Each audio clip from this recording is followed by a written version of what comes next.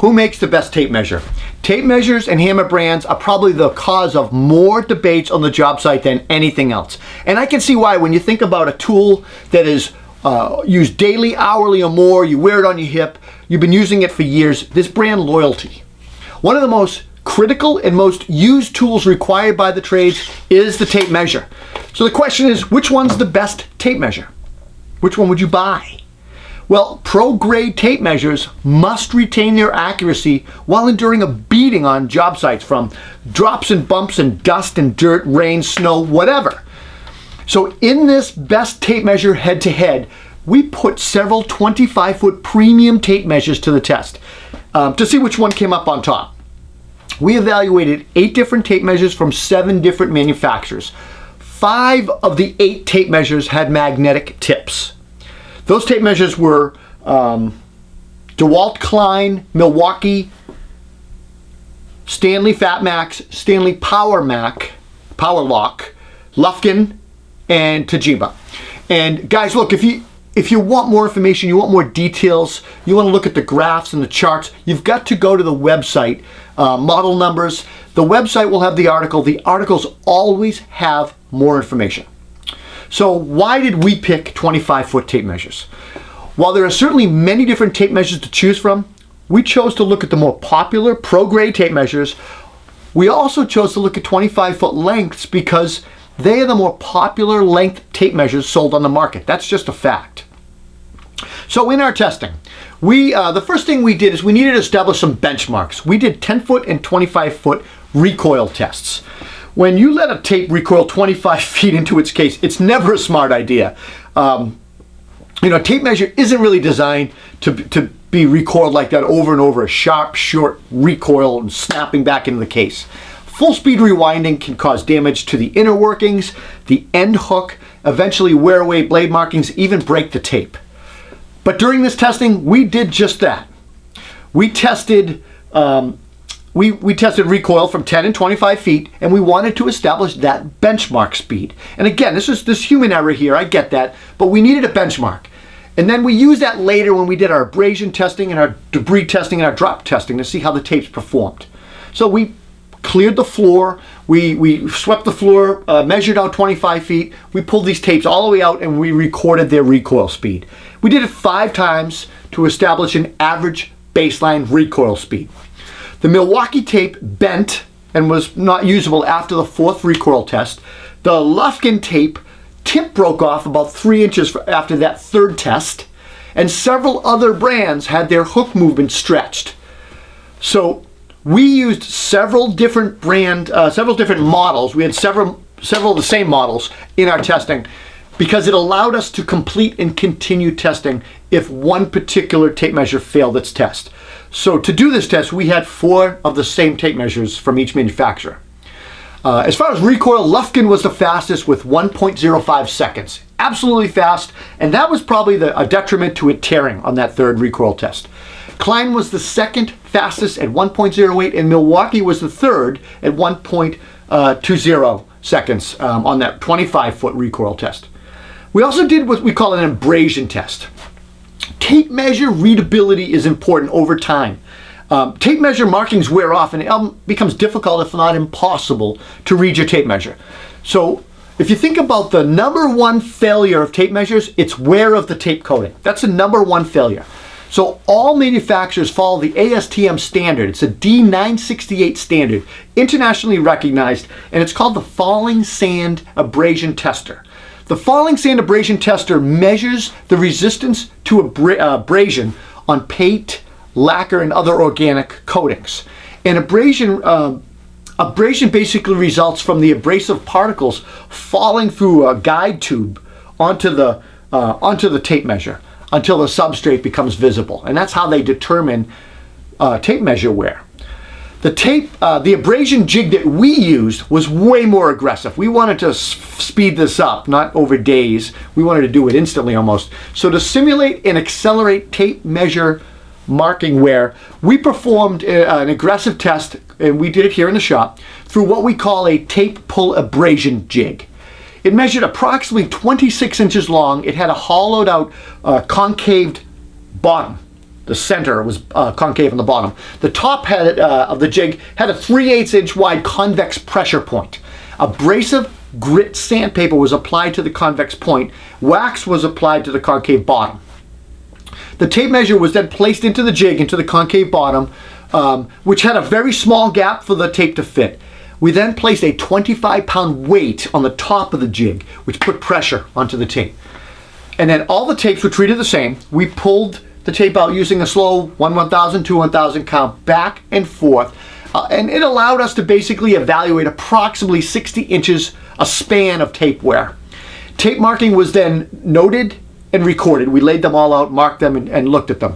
The Stanley Powerlock had the least amount of visible wear to its tape. Lufkin was second, and then Dewalt third, and Chameleon came in fourth. I do want to make note, many contractors, including myself, we use the first 6 inches to a couple feet of our tape measure way more than we're using 25 feet often. So as a result, our tape measures wear in these short areas first. So to combat that, Dewalt, Stanley, Fat Max, and Powerlock, they all added that clear thermoplastic blade armor tape on those high wear areas. Dewalt actually covers 9 inches of their tape with that coating, thermoplastic coating, while the two Stanley tapes do 3 inches. Now Milwaukee, they use a nylon extrusion process.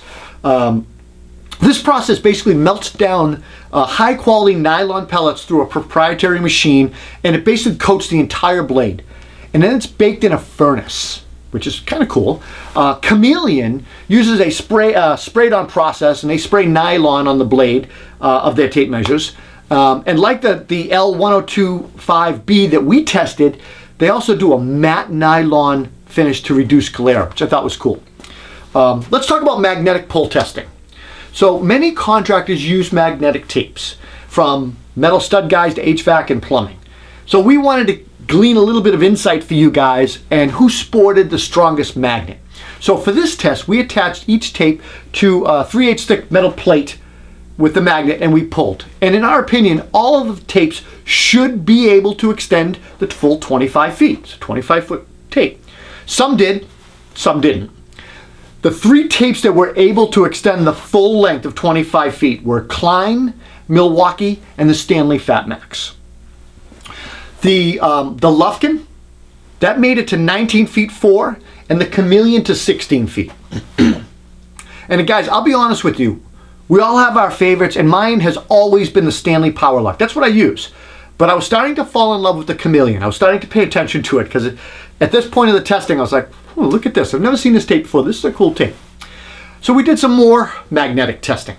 On this test, we wanted to eliminate the risk of torque while you're pulling the tape out. So we attached the tape measure to the bottom of a ceiling non-galvanized joist hanger in my ceiling in the shop here. We extended the tape down to the table, almost touching. We applied the tape lock, and then we put blue tape around the tape and the body of the tape to reinforce the lock.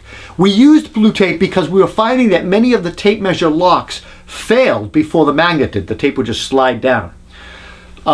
So we used pre-measured weights. We used an electronic scale, and we measured this, and we measured until the magnetic failed. And the test gave us a good indication of how strong the magnet was. The Stanley Fat Max blew the doors off the competition. It was able to hold 5.5 pounds of magnetic strength. Second place came to Milwaukee at 2.5 pounds, 2.25 pounds. And that was followed third, fourth, and fifth by Klein, Chameleon, and Lufkin, all at around 1.5 pounds or less. We also looked at debris, because the trades, we work in extremely dusty environments, and anyone who works in dust will tell you that tape measures don't last long if they're getting wet or dirty. So recoil gets sluggish or the tape completely stops. And you think about water and dirt, it gets into the blade, it works its way into the mechanism, it can cause sludge in there, rust, it can jam up the windings, all that stuff. So for this test, we designed a tortuous debris chamber recoil test. We modified a 3/8 3-inch PVC pipe to hold a medley of drywall dust, sawdust, and sand. Each tape was pulled out to 25 feet and allowed to recoil slowly. We repeated it 4 times and recorded all the results. The The test proved way too much for all the tests, for all the tapes really. Many of the tapes would not even retract to close at 6 inches. Some didn't even retract halfway. We had to pull the tapes in and out to get them to close completely. So once we got them all to close, we then took them to the 25-foot recoil test and we recorded their times again. The best tape measure in this torturous test was the Stanley Fat Max, which originally stopped at 9 feet on the recoil test. And then on the second recoil test, it completed the test at 1.9 seconds. Way longer than it took originally. Lufkin was 10 feet 10 inches on the first test, 6 inches on the second.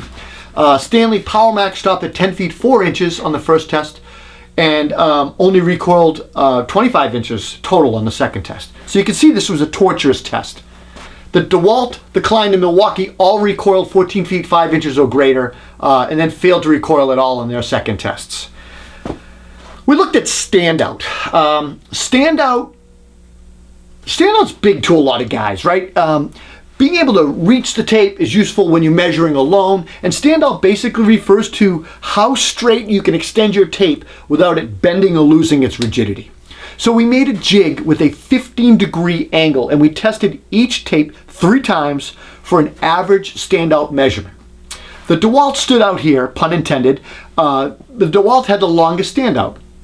So basically the Dewalt made it to 11 feet 3 inches with the longest standout. Stanley Fat Max, 10 feet 6 inches. Lufkin at 10 feet. All 3 impressive. We looked at hook movement next because hook movement's important for accuracy. And if you've ever wondered why a hook is loose, most of you pros know this stuff, but the hook at the end of the tape has movement to it. You can see the rivets and it moves. For you novice guys out there, or people wondering, the looseness is very intentional and it plays a key role in using the tape for both inside and outside measurements. When you butt the end of the tape against the surface for an inside measurement, the tip of the tape comes or compresses against the end of the tape, and basically by the width of that hook. Spoiler alert here is the first inch of the tape is short by the thickness of that hook. So when you go to take the outside measurement and the hook, hook it over the edge of whatever you're measuring, the hook movement away from the tape by the width of one hook. So it's factored into that. So we basically examined how accurately manufacturers built their tapes for this inside-outside hook movement. And we wanted to see how the hooks on the tapes stood up after our retraction tests as well, because the tape is just whipping back into the case. And the results varied. Out of the box, the Lufkin was the most accurate hook. It had a blade hook thickness of 0.045, equal to the hook movement, which was 0.45. Most of the other tapes had a difference of 0.01 in these measurements. The Milwaukee had the greatest difference, I should say. It was 0.022. After the retraction tests where the tape was recoiled and the hook impacted the body multiple times, we measured those tapes and to see which ones could hold those tolerances and which ones basically showed a difference. So Powerlock reading was identical to the Fat Max, and they varied by only a 0.01 of one. Milwaukee matched the Fat Max performance by 0.01, and the Lufkin tape showed the largest difference. It increased by 0.45, almost a full thickness of its hook. So there's definitely the recoiling, letting tapes recoil definitely impacts that hook. Ergonomics is important to guys, and ergonomics is about designing a tool for the end user. And it's defined as the science of fitting a workplace to a user's needs. And ergonomics aims to increase efficiency, productivity, and most importantly, I think, reduce discomfort. So for ergonomics, we looked at things like grip, weight, the tape lock, the belt clip, the ability of the tape to sit flat on a surface if you were laying it down and marking, and the hook. Oh, and of course, we looked at overall construction. The best tape measure in the ergonomic category was the Milwaukee. The crew liked There's a detent on the back of the body, and it's a finger brake, and it allows you to brake the blade as it's recoiling, so you don't get that fast recoil. The tape has plenty of overmold on the case. It was the most stable of all the tape measures when placed on a flat surface. And it has an extremely durable hook and solid rivets on the hook.